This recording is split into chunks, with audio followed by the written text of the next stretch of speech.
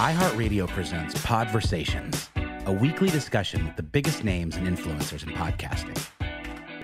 Hey, everybody, and thank you so much for joining us for this week's installment of the iHeartPodcast weekly webinar speaker series. We sort of say this every week, but every week I do believe it's true. This is my favorite half hour of the week where I get to sit down and just have a very cool conversation with a very cool person, usually having something to do with podcasting. We kicked this off like a year and a half ago when we were all moving into a bit of a new world order. Quarantine was hitting us. We were changing up our routines and our jobs and where we did them from.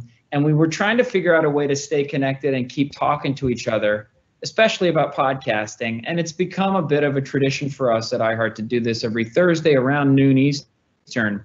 This week is awesome. We launched a show a few months ago with an absolutely incredible talent who's done stuff in a lot of different mediums, and we are very glad that one of her new favorite mediums is podcasting. Nikki Glaser, thank you so much for hanging out with us. Oh my gosh, thank you so much for that introduction. And I can't wait to talk podcasts. I realize I don't get to talk podcasting like very often. You know, it's usually a point that someone brings up maybe in a conversation and you have to talk, you can kind of shoehorn it in, but I love podcasts.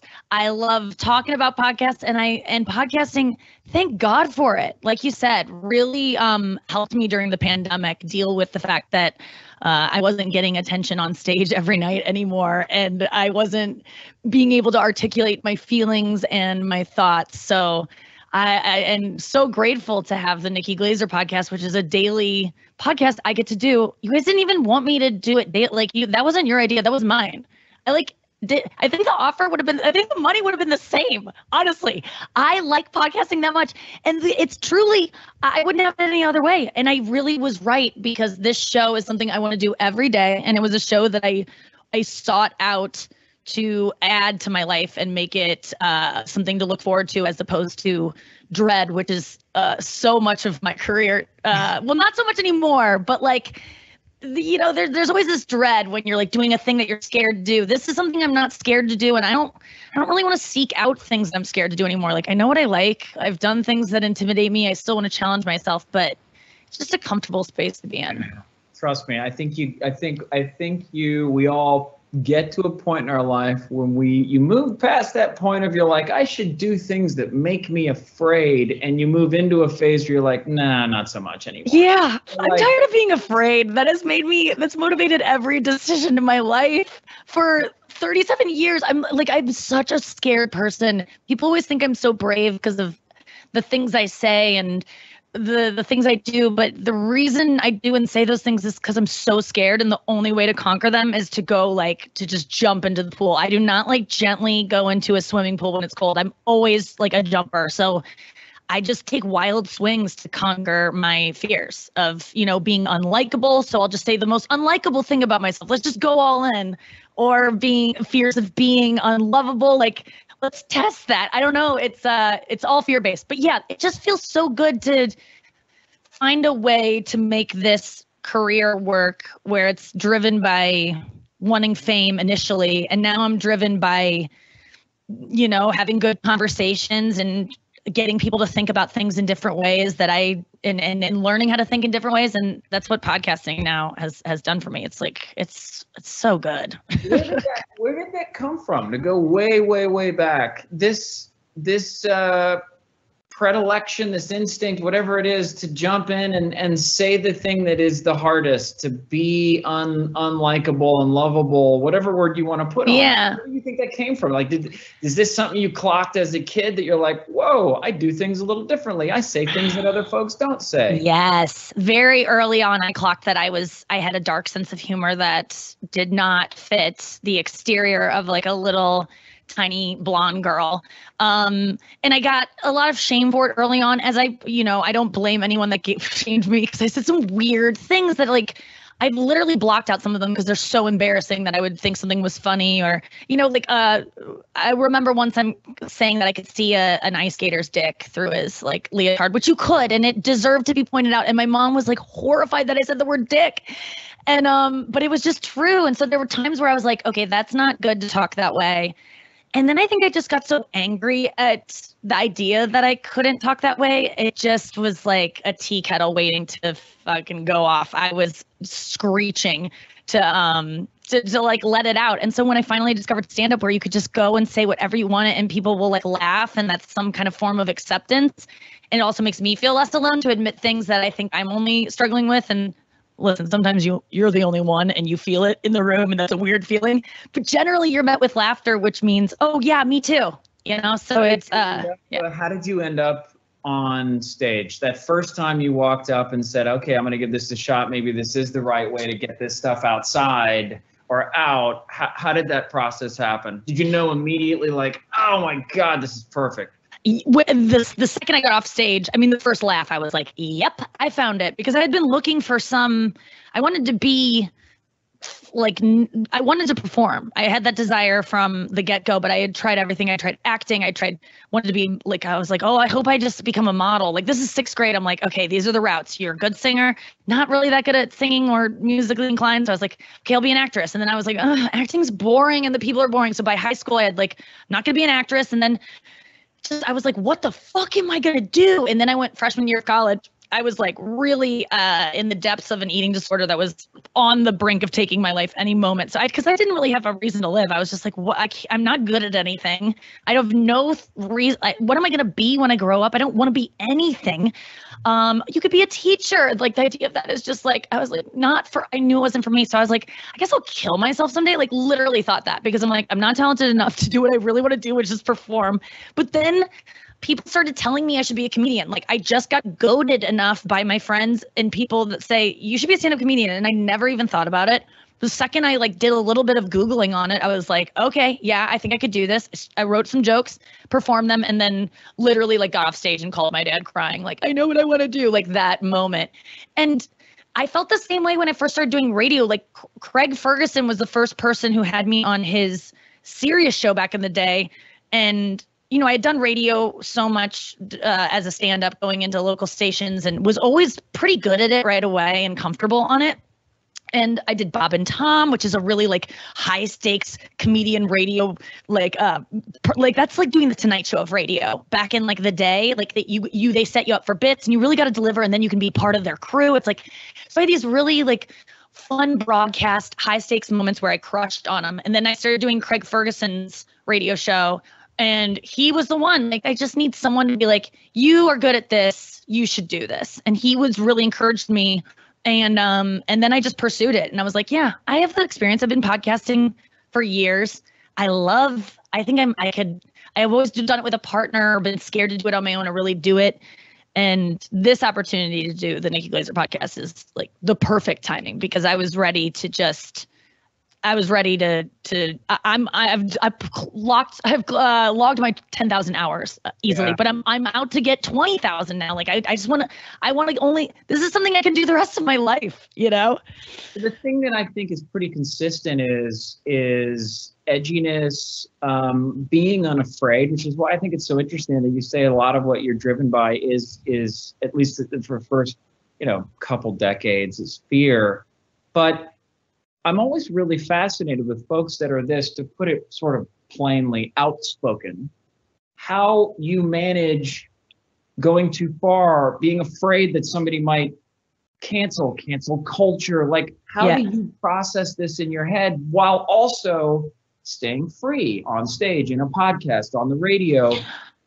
It's a great question because, I've said things on stage that could come back to haunt me and be taken out of context and that I'd have to, answer to. And I would, because I've done enough work on myself that I know I'm not a bad person. I don't really, there's always a secret thought that I have is like, I'm bad. Like I am out for myself. I'm selfish. Yes, of course I'm selfish because I'm a human being who wants to survive. And like, I'm driven by my animal brain to get things. So selfishness is just a survival technique, but at my core, I'm not a bad person. I'm finally okay with that and accepting it. And I'm not perfect and I fuck up all the time, but that's part of like, I forgive myself and I'll always be able to forgive myself if I do anything wrong. Like This is a weird example, but it happened the other night. I was doing karaoke on my birthday, and there was like a crowd and people were filming it, and I was singing WAP, Cardi B and Megan Thee Stallion, and it was my first song that I thought to even do because I have it memorized. I worked really hard to memorize it. And I love it. Makes me feel empowered. It was my birthday. But then I realized the N word is in it many times. And I was like, I know where they are because I've never said it. And I've trained myself to never say it because it's just not, there's no even thought that I would say it even secretly. But I know some people do, but that would just not be me. I'm not like an angel because of that. I'm just uncomfortable with the word. But in my head, I thought, what if you do the thing where the thing you don't want to do, you accidentally do? And what if they're filming and then you say this word? This is all going through my head as I'm singing, swipe your nose like a credit card, like hop on top. I want to ride. I'm singing all these. By the way, my dad was also in the audience, which is just weird. I don't know. I didn't think it through. I just knew WAP was like my favorite song to rap in my car alone. And then the N word is coming up, and it's coming up 3 times, and I know it, and I know where the drop is. I've never said it, but I go, what if I do it? And I made peace with it in the moment while I was singing, because I go, if you do, you know you didn't mean to. You're not like secretly trying to hurt someone. It's this. I'd be able to make peace with that with myself. So no matter what happens, I'll be okay. Even if everyone does believe something about me, I do enough work on myself, and I know how it'll take a lot of work if I get canceled, but I think I'll survive it because of that. Do you think comedy, all of that makes me wonder if in the last year and a half, it feels like the news cycle, I mean, look, 2020 was a year like none that I've ever experienced, from elections and fake news and quarantines and wildfires. I mean, I could keep going and going. Did comedy get harder in a world where the news cycle felt like it was all comedy all the time, or did it get easier? Was it harder to determine what you could make a joke about and not? How did you manage that? Yeah, I have a hard time making jokes when I'm depressed. Like if I'm in a depressed state of mind about the world, and it's really hard for me to be funny. So I think I suffered last year just from being depressed all year, as we all were in different ways. So I think my mind wasn't my mind needs to be in a healthy condition to generate comedy. And part of my depression is like making dark jokes, but about sad things to make me feel better. But for whatever reason, last year, everything was just so sad that it got me into a depressed state. Not that those things haven't been completely all healed. A lot of them are irreversible. Yeah. But now I've gotten enough mental health last year that the last year was so bad that it led me to find ways to cope with that and be able to have that outlook again where you can make fun of things. I don't feel scared about the cancel stuff. I know that when I make a mistake, I go, oh wait, you're not supposed to say that? Okay, well tell me why, so I never do it again, and I'll let people know not to do it. That would be my reaction. I'm so sorry I hurt anyone. I don't want to hurt anyone. I think if you get in as a shock comic that says shocking things, you get a reputation of I love to make people uncomfortable. It is the last thing I'm trying to do. All I'm trying to do is say things that will actually make people more comfortable because they're uncomfortable, and then you say them, and then other people might relate or have had that thought before, and they're like, okay, maybe I'm not a bad person because I thought that too. This girl is admitting it publicly and she's not being stoned. She is stoned, but she's not being stoned, it's just, you have to say those things, but I don't like triggering people or making people feel bad about who they are. And when I do those things accidentally on my show sometimes, I always implore my listeners, if I am wrong about something and mouthing off and you feel personally like your friend Nikki, because I call my listeners besties because I just talk to them in a way that they're my best friends. And if my mouthing off offends one of my listeners in a way that's God, I didn't expect that from Nikki. I trust her, and the way she handled that was just kind of myopic and selfish. Will you write me and explain? Because I do want to have empathy and understand the other side and learn to tread lighter on those areas and within reason. You can't protect everyone, and sometimes for the greater good, you have to make some people uncomfortable. I think, I don't know this, but I imagine that you and specifically the podcast that we've done together, that we'll get into in a second here, but I think it creates a companion for a lot of people who listen to it, who need that connection and who do trust you. And I was going to ask, you talk about my words. I don't want to put words in your mouth, but like you talk about teenage years that sounded hard in your own life. Who did you have? Who did you have in media and entertainment? Who did you turn to that was like, oh, that person will get me through their routine, their album, their whatever? What helped you? What a great question. And what a kind of sad answer is I don't really have anyone. And that is why I'm obsessed with Taylor Swift right now. And as an adult woman, she is what I needed when I was young. I needed I needed me.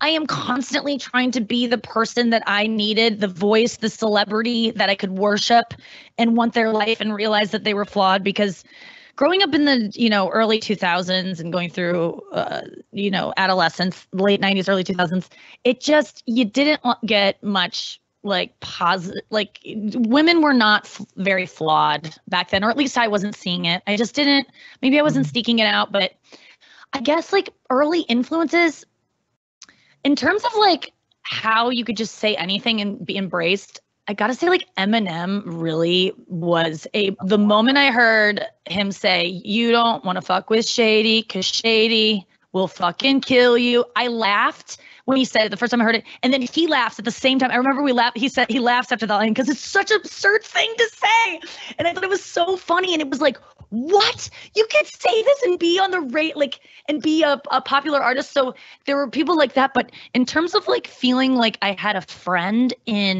luckily I had great girlfriends in high school. I was always so lucky to have good friends.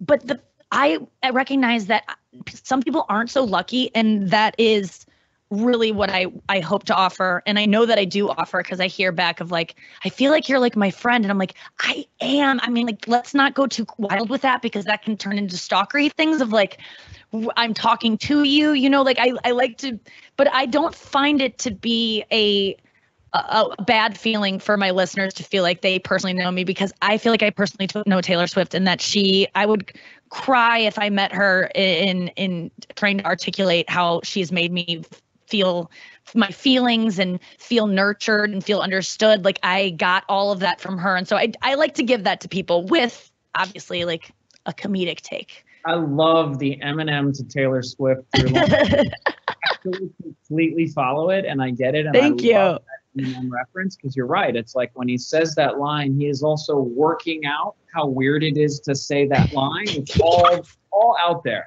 It's all there. Really, really cool. Listen, it's weird about audio. I think that podcasting, radio, the way that listeners consume this kind of content, whether it's a podcast or a broadcast radio station, they do, I think, feel more like the companions or the friends of the person that's saying stuff, as opposed to a fan. We've seen this time and time again in the shows we've put out there in the world. There is this kind of special relationship between a host or a talent and an audience and a listener that I feel like is unique to audio, podcasting, and radio. So it doesn't surprise me that you have that kind of relationship with fans, or that they see that. It's almost like, I've heard it described best once to me, where somebody was like, it's funny when you listen to a podcast, it almost feels like you're on the telephone with the person who's talking to you, as opposed to in a movie theater where you're one of 100 people watching a movie. Does that feel?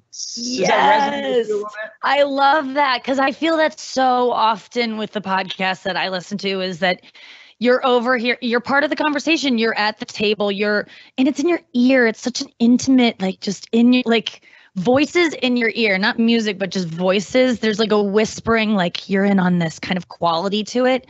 And it is something that you walk about, and they're just regular people in your life and running jokes, and just the intimacy of it is undeniable. And honestly, probably people spend more time listening to me talk than they do their spouses some weeks. And that's, and I really appreciate that. I appreciate that my show is like they feel like they can do that, because that's asking a lot of people to just listen to you and your friend talk 4 times a week.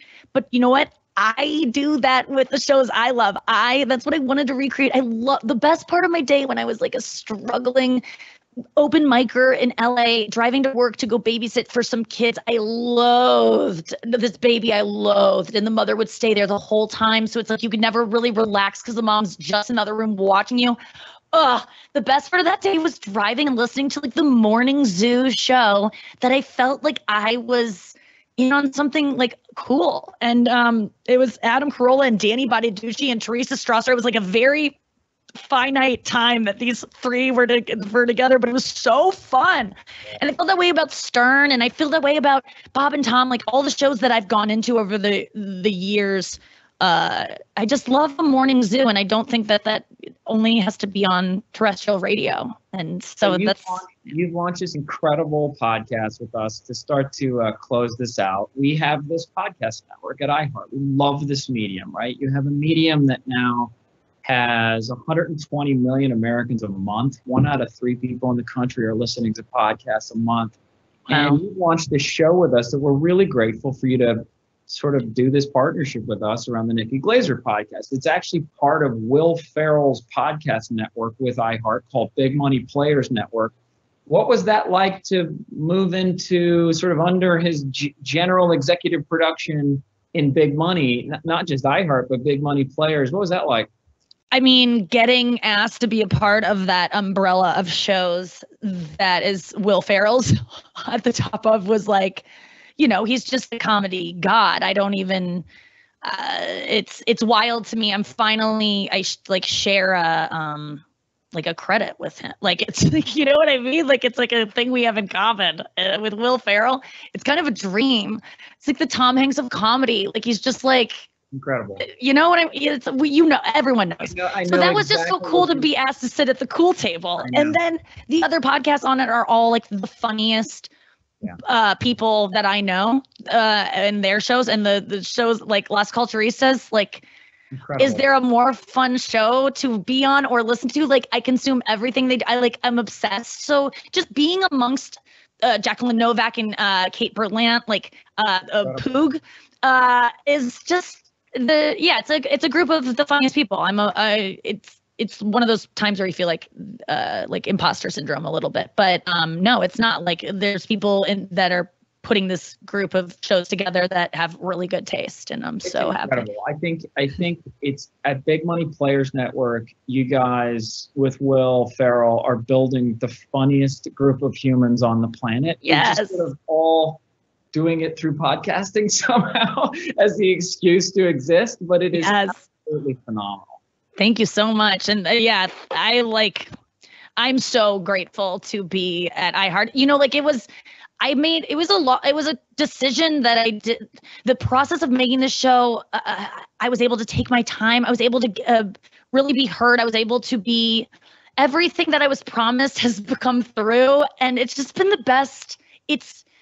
I went with you guys because I saw myself being the happy. Like, I'm only making decisions based on happiness and nothing else. Not that you're not treating me very well, but like good people, it just trickles down, and I just want to be among good people, and it's only proven so fun, and it just makes for a great podcast to work with people who just are like chill and fun and let you be yourself, and that's why and they recognize that's why they got you. It's because I love that. I cannot thank you enough for not just for taking this half hour to hang out and talk about where this thing thank you and what it means to you, but for the overall partnership with us. We do a decent amount of shows, but you can always sort of tell when there's a show in the building, as it were, that the team is just incredibly fired up about it. And this is definitely so. Thank you. I really appreciate it. Listen, and thanks to everyone who sat with us for a half hour and listened to us jabber. Yes. Means a lot to me. And if you have not listened to the Nikki Glaser podcast, please cancel everything you have this afternoon. Go catch up. And then listen to it every day going forward, because it's one of the best shows. You don't even need to catch up. Just jump in. I tell people, because that'll to get people to not do it, because they go, I can't catch up. Just jump in. You'll catch up. It's fine. No excuse now. Yeah, no excuse. Just jump in. Well, we're good. We're happy to have you, and you'll catch up soon. You'll get all the inside jokes fairly quickly. Nikki, thank you so much. Take care of yourself. Thank you so much. Everybody, we'll see you next week, same time. Let's keep it going. Thank you.